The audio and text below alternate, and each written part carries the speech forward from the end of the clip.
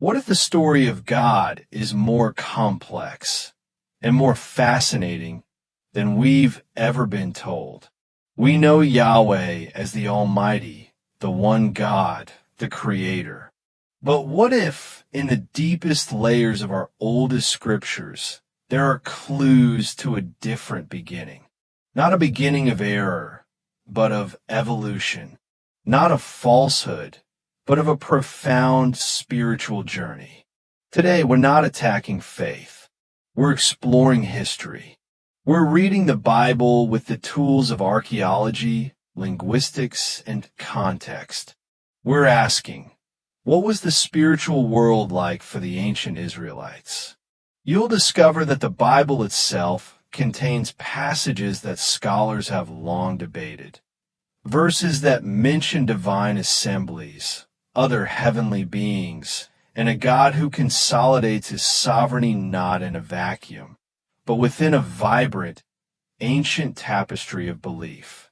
This is a journey for the curious, for those who believe that understanding the roots of faith can make its branches stronger. Let's begin. The ancient spiritual landscape, visuals, maps of the ancient Near East, artifacts of Baal, Asherah, and El reenactments of ancient life. To understand Yahweh, we must first step into his world. The ancient Near East was a symphony of divine voices. The Canaanites worshipped El, the high god, and Baal, the storm god. The Babylonians had Marduk. The Egyptians had Ra. This was not a world of atheism, but of profound spiritual plurality. Israel emerged in this context. The biblical term for God from the very first verse is Elohim. Grammatically, it's a plural word. Why? Some say it's a majestic plural, like a king saying we. But others, looking at the oldest texts, see a fingerprint of that ancient world, a hint that the early biblical worldview acknowledged a council of divine beings. This isn't heresy, it's history. It's the setting in which a unique, covenantal relationship between Yahweh and his people began to take shape, distinct from the polytheism around them.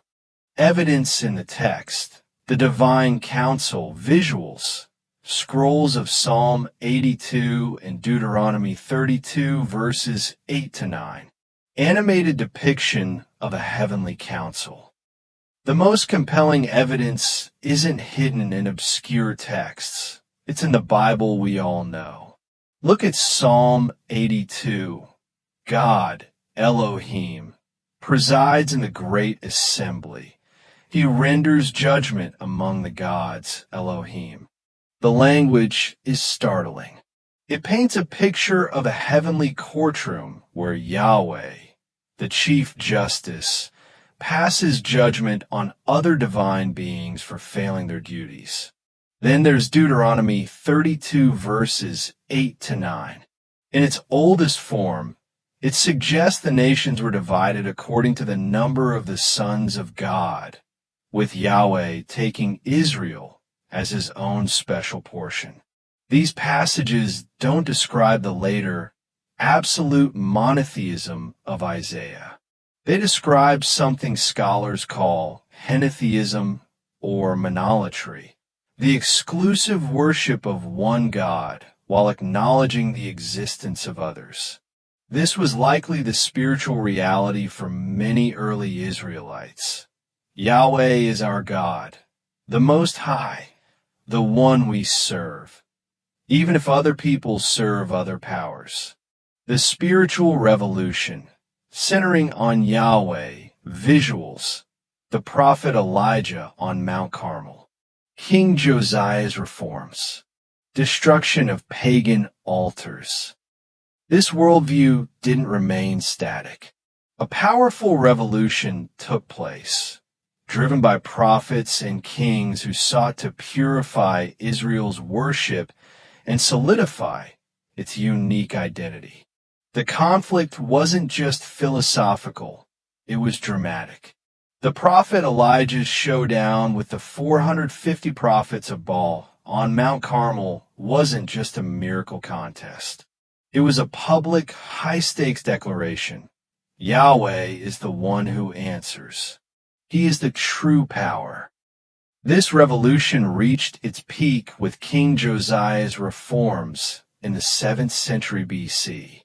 Inspired by the book of Deuteronomy, Josiah centralized worship in Jerusalem and systematically removed rival altars, sacred poles, Asherah, and local shrines.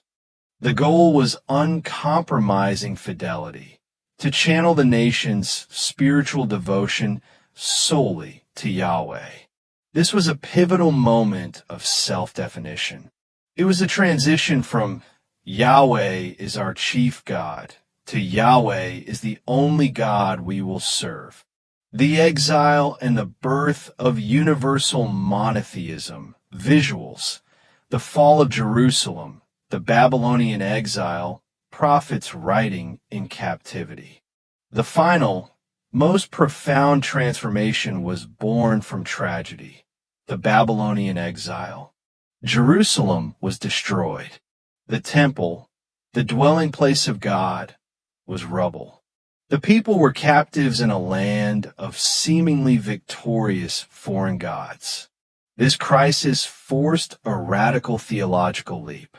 If Yahweh was only Israel's national God, he had been defeated. The prophets of the exile, like the writer we call Second Isaiah, offered a breathtaking new vision. I am the Lord, and there is no other. Apart from me, there is no God. Yahweh was reimagined. No longer just the God of Israel.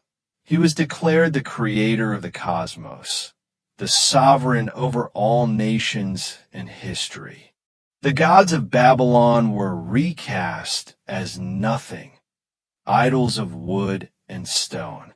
This was the birth of the absolute philosophical monotheism that would define Judaism, Christianity, and Islam. It was a vision forged not in triumph, but in resilience. A vision that said our God is not limited by geography or catastrophe, but is the source of all hope. A deeper, more dynamic faith, visuals, modern people reading, thinking in diverse settings. Beautiful, awe-inspiring shots of nature and the cosmos. So, what does this journey mean for us today? Does it diminish the Bible or Yahweh? Quite the opposite. It reveals a faith that is dynamic, relational, and historically engaged. It shows a God who meets people where they are, in a world of many gods, and guides them toward a deeper understanding of his oneness, justice, and covenant love. The Bible is not a flat rule book dropped from heaven. It is the living, breathing record of a people's centuries-long struggle to know God. It contains their questions, their reforms, their moments of failure, and sublime insight. Understanding this doesn't weaken faith, it enriches it.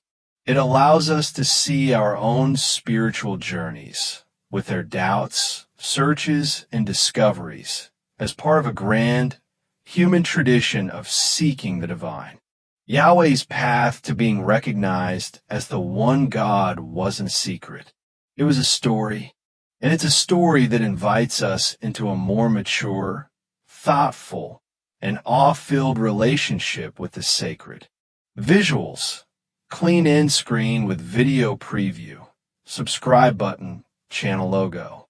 If this exploration of ancient mysteries sparked your curiosity, please give this video a like. It helps others find it. What surprised you most? The divine counsel? Josiah's reforms?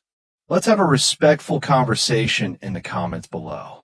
Subscribe and hit the notification bell so you don't miss our next deep dive into history, scripture, and the big questions. Thanks for watching. Stay curious.